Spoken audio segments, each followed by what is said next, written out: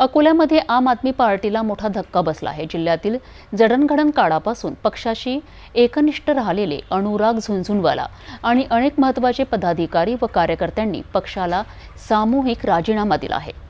पक्षाच्या प्रदेश नेतृत्वाविरोधात नाराजी व्यक्त करून ही सोडचिठ्ठी देण्यात आली आहे। अकोल्यामध्ये आम आदमी पार्टीच्या गटात मोठी खळबळ उडाली आहे।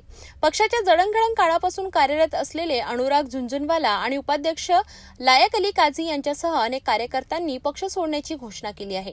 शासकीय विश्रामगृहात आयोजित पत्रकार परिषदेत अनुराग झुंझुनवाला यांनी पक्षाच्या प्रदेश प्रभारी गोपाल इटालिया यांच्यावर गंभीर आरोप केले। इटालिया यांनी संघटनेत मनमानी फेरबदल करून जिल्ह्यातील पक्षाची घडी विस्कळीत केली असल्याचा आरोप त्यांनी केला आहे। जिल्ह्यात पक्षाची प्रतिमा मलिन झाल्याने व असंसदीय कारभाराला कंटाळून हा निर्णय घेतल्याचे त्यांनी स्पष्ट केले।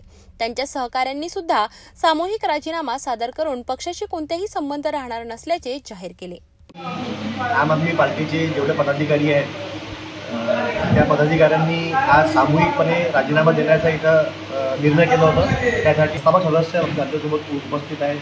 2013 पासून हे लोक पार्टीत काम करत आहेत। मी जवळपास 4 ते 5 वर्ष झाले पार्टीसाठी काम करत आहे।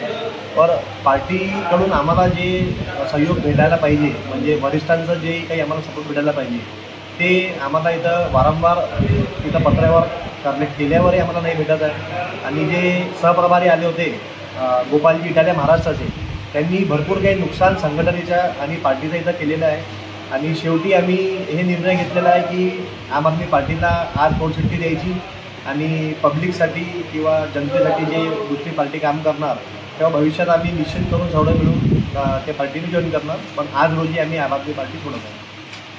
अकोल्यामध्ये आम आदमी पार्टीच्या मोठ्या गटाने एकाच वेळी सोडचिठ्ठी देऊन पक्षासाठी मोठं आव्हान निर्माण केलं आहे। येत्या काळात पक्ष या घडामोडींवर कसा प्रतिसाद देतो हे पाहणं महत्त्वाचं ठरणार आहे।